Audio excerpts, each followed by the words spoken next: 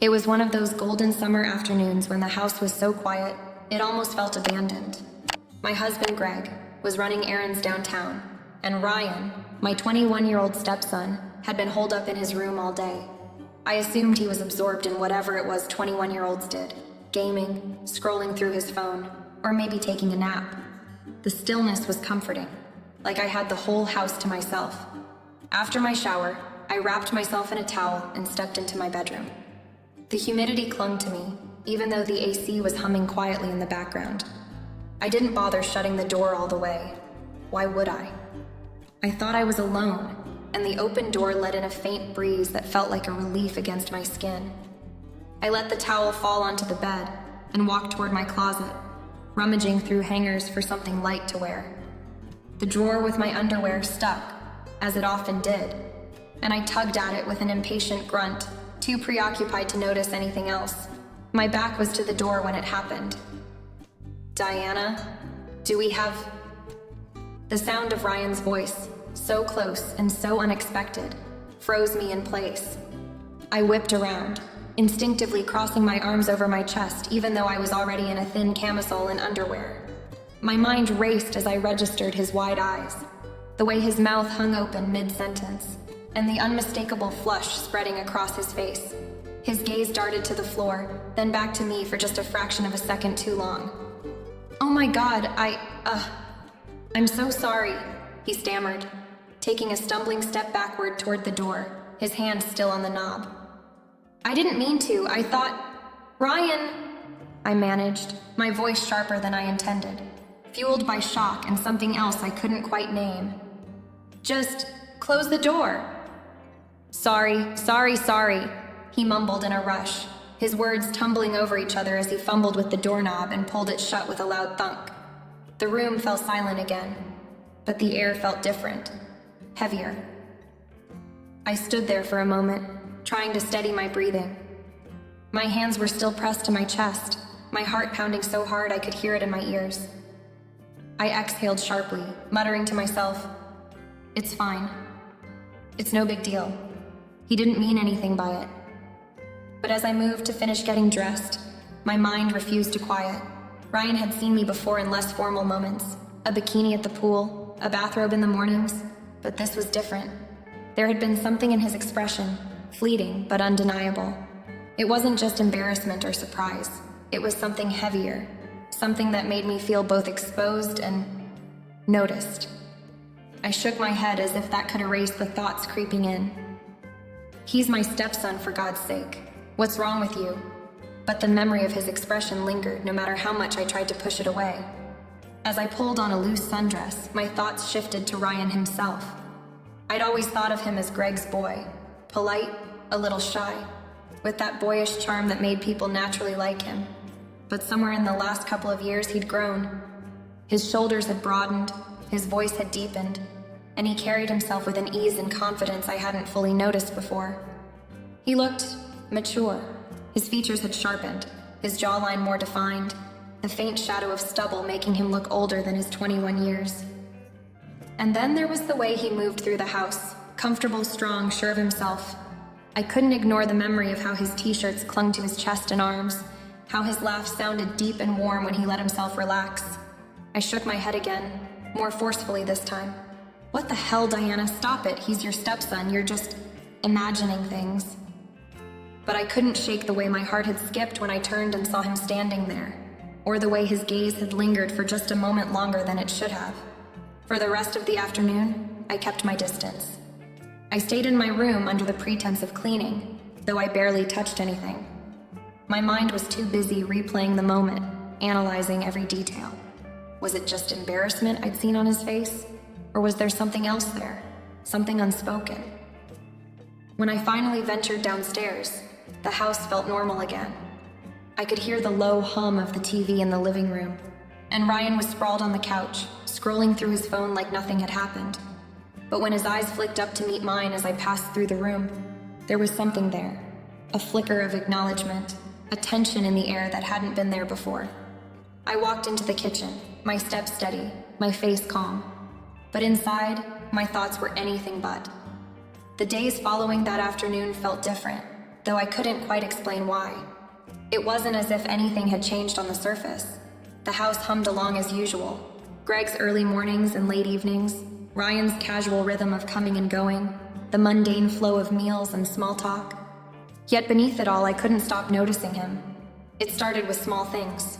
The way his voice had deepened, carrying an effortless authority that felt adult, not the uncertain tone of the teenager who had moved in with us years ago. Then there was how he filled out his clothes now. Shirts stretched slightly over his chest and shoulders, his jeans sitting just right on his hips. It was like I'd blinked, and he'd turned from a lanky kid into someone who moved through the world with confidence, his every gesture measured and self-assured. One evening, I found myself lingering in the kitchen after dinner. Greg had retreated to his office, and Ryan was still at the table, absently scrolling on his phone. I busied myself with wiping down the counters, though they didn't need it. "You've been quiet today," he said, his voice breaking the stillness. I looked up, surprised by the observation. "Just tired, I guess," I replied, my tone casual. He leaned back in his chair, stretching slightly. The movement pulled his shirt taut over his chest, and I had to remind myself to keep my eyes on his face. "You work too hard, Diana," he said, his voice warm but firm. "You deserve a break every now and then." I laughed softly, shaking my head. "That's life, Ryan. There's always something to be done." He stood then, moving to the sink with his plate. As he rinsed it, he turned his head slightly toward me. "Still, you should take it easy sometimes. You've been holding this whole family together for years. You're stronger than anyone I know." The words stopped me in my tracks. They were simple, almost casual, but there was something in his tone, earnest, sincere, that made my chest tighten. I wasn't used to being seen like that, least of all by him. "Thank you," I said softly, my voice barely above a whisper. He turned to face me fully, leaning against the counter with his arms crossed.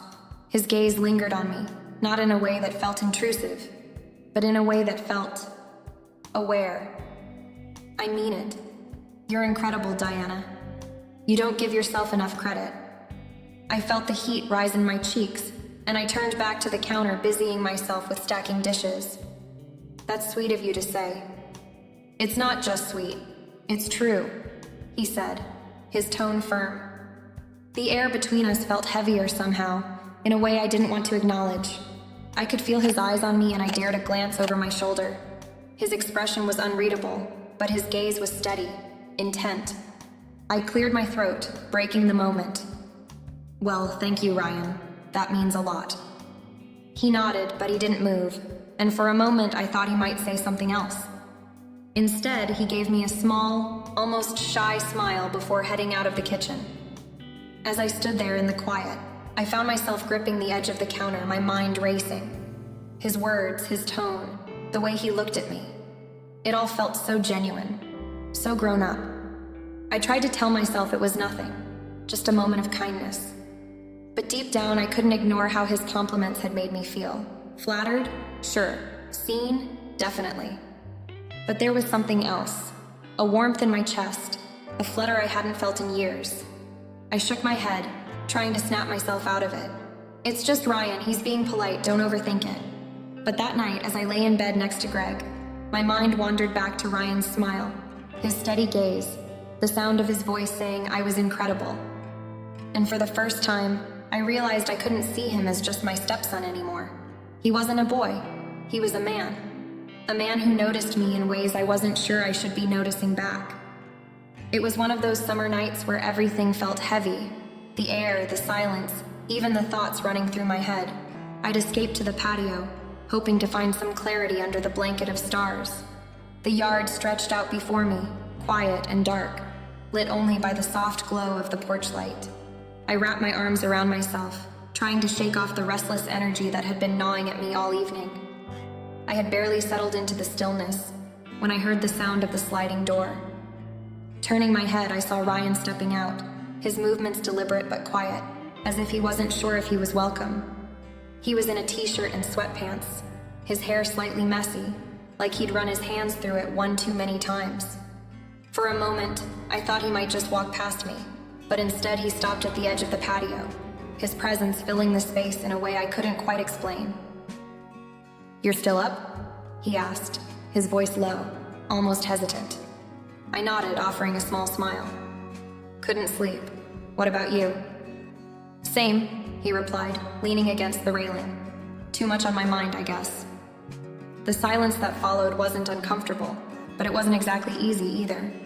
It felt loaded, like there was something just beneath the surface waiting to be said. I studied him out of the corner of my eye, noticing the way his jaw tightened, his hands gripping the railing as if to steady himself. "Ryan," I said softly, "is everything okay?" He didn't answer right away. Instead, he let out a slow breath, his gaze fixed on the yard as though it held some kind of answer. Finally, he turned to me, his expression serious in a way that made my heart skip. "I don't know if I should say this," he began, his voice quiet but steady.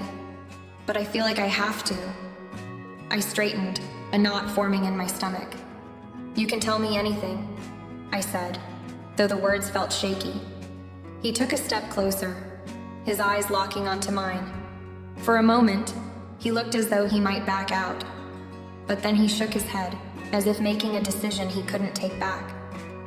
"You've been such an important part of my life," he started. "You've done so much for me, even when you didn't have to, and I've always appreciated that. But lately," he trailed off, running a hand through his hair, his frustration evident. "Lately, it's been different." "Different how?" I asked, though I wasn't sure I wanted the answer. He hesitated, his jaw tightening again. "I don't see you the way I used to. I mean, I still admire you, still care about you, but it's not just that anymore. I've started seeing you as more than just my stepmom." My breath caught in my throat. I stared at him, unsure if I'd heard correctly. "Ryan, that's—" "Please," he interrupted, his tone almost pleading. "Let me finish." I closed my mouth, my heart pounding as I waited for him to continue. "I've tried to ignore it," he said, his voice growing firmer. "Tried to tell myself it was just some stupid crush or that it would go away. But it hasn't. And the more I'm around you, the harder it gets to pretend I don't feel this way. You're incredible, Diana. You're strong, smart, beautiful. And I know I shouldn't say this, but I can't stop thinking about you." I felt like the ground had shifted beneath me. His words were so unexpected, so raw, that I didn't know how to respond. My mind raced, 100 thoughts colliding all at once. "Ryan," I said finally, my voice barely above a whisper. "I don't think you understand what you're saying." "I do," he said quickly, stepping even closer. "I've thought about this a lot, and I know how it sounds. I know it's not normal, but this isn't just some passing thing. I care about you, really care about you." The intensity in his eyes was almost too much to bear. I looked away, trying to find the right words, but nothing felt adequate. "This isn't right," I said, shaking my head. "I'm married to your father. This would hurt him, hurt both of us, if he ever found out." "I know that," he said, his voice breaking slightly. "I know how complicated this is, but I couldn't keep it to myself anymore. You mean too much to me to just stay silent." The vulnerability in his words left me stunned. Part of me wanted to dismiss it, to tell him he was just confused or misinterpreting his feelings. But another part, a quieter, more dangerous part, couldn't ignore the way his words resonated with something deep inside me. I took a step back, needing space to think, to breathe. "Ryan, I don't know what to say." "You don't have to say anything," he replied, his tone softer now. "I just needed you to know. I needed you to understand how much you mean to me." The silence that followed was almost unbearable. He stood there for a moment longer, as if waiting for some kind of response. When none came, he nodded slightly, as though accepting my lack of words. "I'm sorry if this makes things harder for you," he said finally. "That's the last thing I want, but I couldn't keep pretending." With that, he turned and walked back inside, leaving me alone on the patio. I stayed there for what felt like hours, staring up at the stars, my mind racing and my heart caught in a whirlwind of emotions I didn't want to acknowledge. The next morning, the house felt quieter than usual. The hum of the fridge and the occasional creak of the floorboards were the only sounds as I moved through the kitchen, absent-mindedly rinsing a mug. My thoughts were still tangled in the conversation from the night before, Ryan's words echoing in my mind with a clarity that refused to fade. I was stirring my coffee when I heard the familiar sound of his footsteps coming down the stairs. My pulse quickened, and I forced myself to focus on the swirling liquid in my cup. When he appeared in the doorway, his hair still damp from a shower, he hesitated for a fraction of a second before stepping into the room. "Morning," he said, his voice soft but steady. I glanced up, offering a brief smile. "Morning." He moved to the fridge, grabbing a bottle of water, and for a moment, the only sound was the quiet clink of the cap. I could feel his presence, even without looking at him, an invisible pull that made the space between us feel impossibly small. "I think we need to talk," I said finally, breaking the silence. My voice sounded calmer than I felt. Ryan turned to face me, his expression serious but unreadable. "Yeah," he said, leaning against the counter. "I think so too." I took a deep breath, setting my coffee down. "Last night, what you said, it caught me off guard. I don't think I even know how to process it yet." "I know," he replied, his tone quiet but insistent. "And I don't expect you to have all the answers right now. He paused, running a hand through his hair. "I just needed you to know how I feel. I couldn't keep it inside anymore." His honesty was disarming, and for a moment, I didn't know what to say. "Ryan," I started, choosing my words carefully. "I can't pretend your feelings don't matter, but you have to understand how complicated this is. I've been a part of your life for years. I helped raise you. This isn't something we can just act on." "I get that," he said, stepping closer. His eyes searched mine, his voice laced with a kind of desperation. "But it doesn't change how I feel, and I don't think it changes how you feel either." His words hung in the air, and I felt my breath catch. "What makes you think I feel anything?" I asked, my voice barely above a whisper. He gave me a look, one that was both knowing and vulnerable. "Because I see it," he said simply. "In the way you look at me, in the way you try to avoid being alone with me, like you're afraid of what might happen.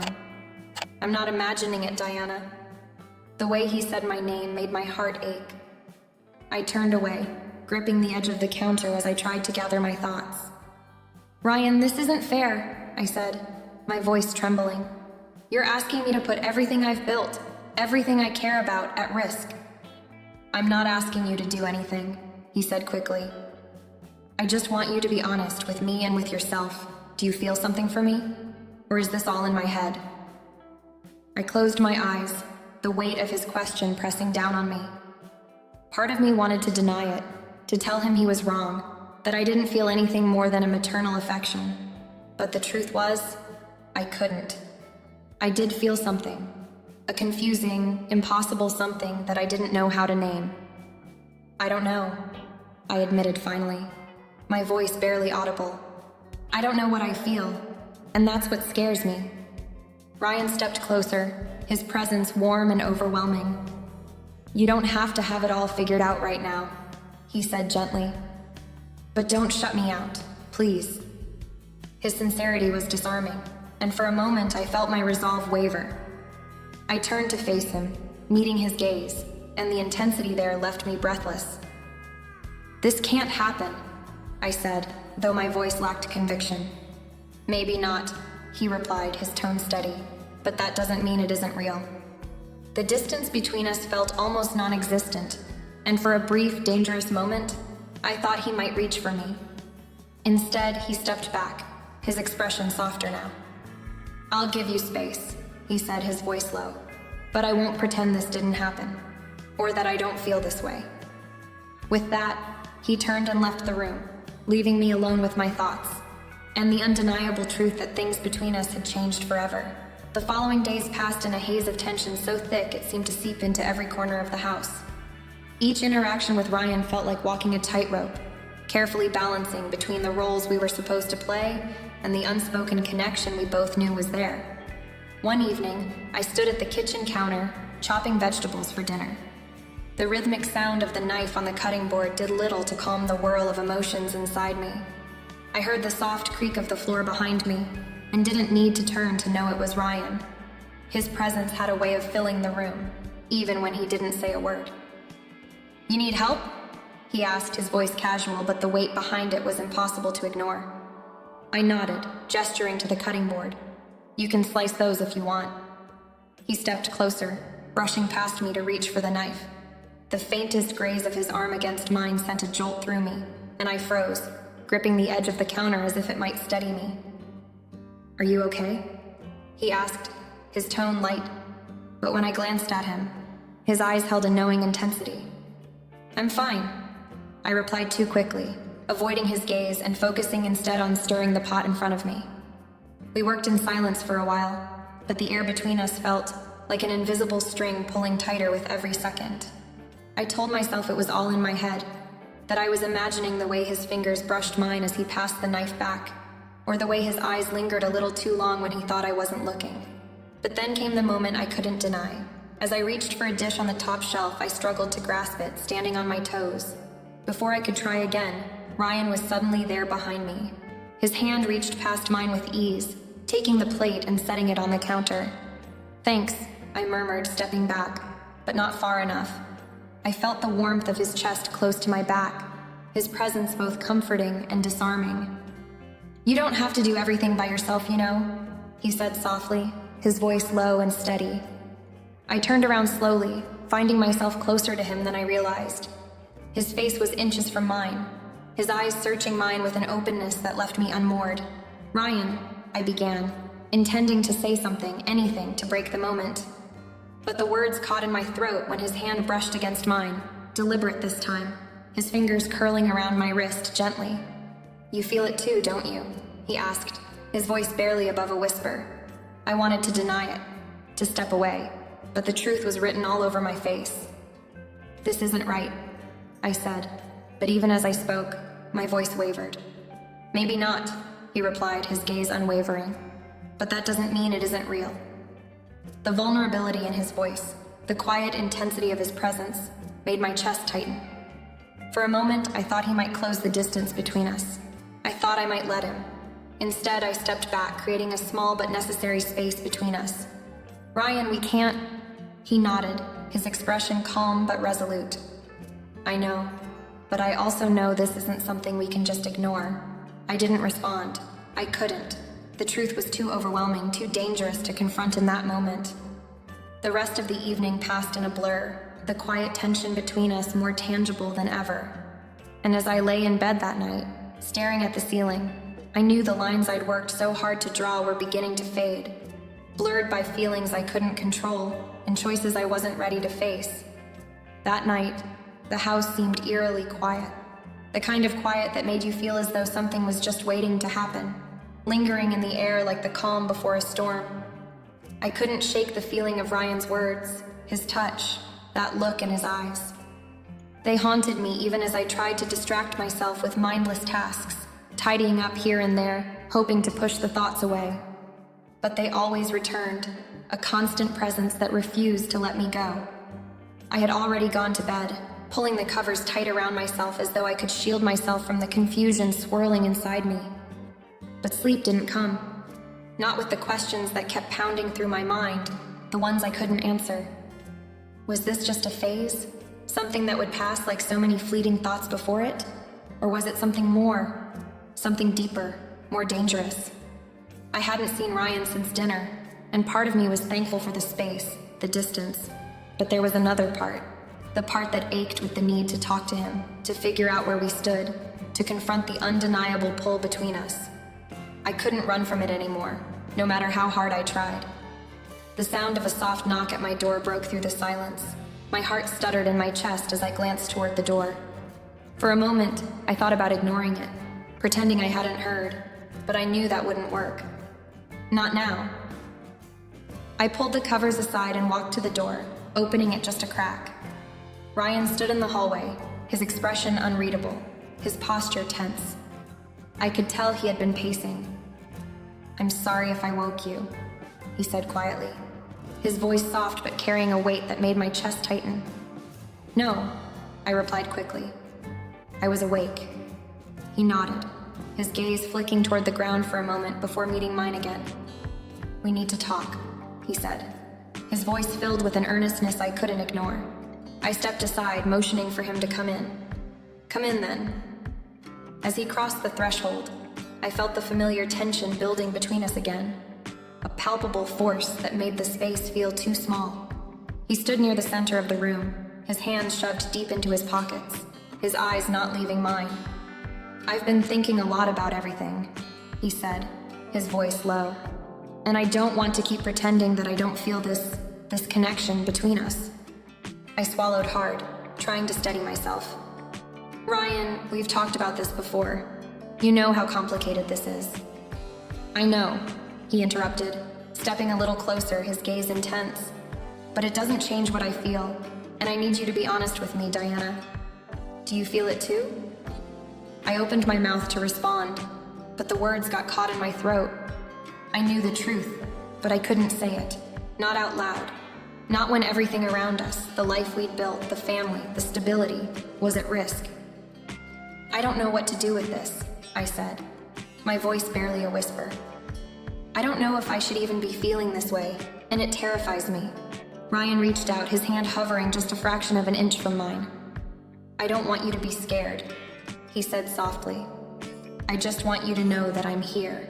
I'm not going anywhere, and I don't want you to shut me out. His words melted some of the walls I'd carefully built up around myself, and I found myself leaning toward him without even realizing it.